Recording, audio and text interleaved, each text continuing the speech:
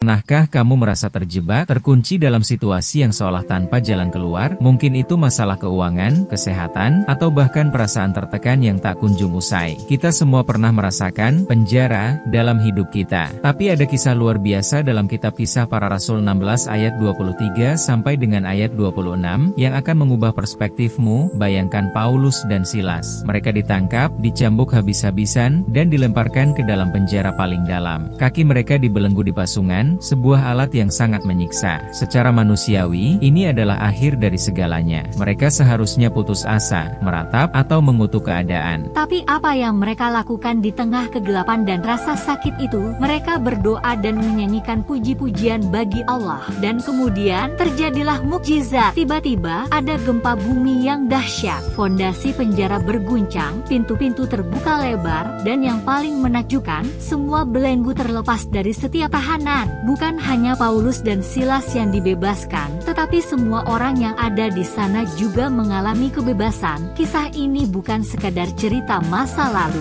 Ini adalah blueprint atau cetak biru untuk hidupmu hari ini. Mungkin kamu merasa dipenjara oleh utang, oleh penyakit, oleh kebiasaan buruk, atau oleh kepahitan. Lingkunganmu mungkin terasa gelap dan membatasi. Tapi Tuhan ingin kamu tahu, pujianmu, imanmu, dan doamu memiliki kekuatan untuk memutus rantai. Hai saudara-saudaraku yang terkasih, Paulus dan Silas tidak menunggu kondisi membaik untuk memuji. Mereka memuji terlebih dahulu di tengah kesulitan. Mereka tidak menunggu belenggu terlepas dulu baru bersukacita. Mereka bersukacita dan bernyanyi, dan itu yang menyebabkan belenggu terlepas. Ini mengajarkan kita bahwa sikap hati kita di tengah penderitaan adalah kunci untuk membuka pintu kebebasan. Jangan biarkan keadaan menentukan sukacitamu. Sebaliknya, biarkan sukacitamu dalam Tuhan mengubah keadaanmu. Ketika kamu mulai memuji dan bersyukur, bahkan di tengah penjaramu, kamu sedang mengundang campur tangan ilahi. Kamu sedang melepaskan energi spiritual yang akan menggerakkan gunung dan memutus belenggu. Kamu memiliki potensi untuk menjadi sumber pembebasan,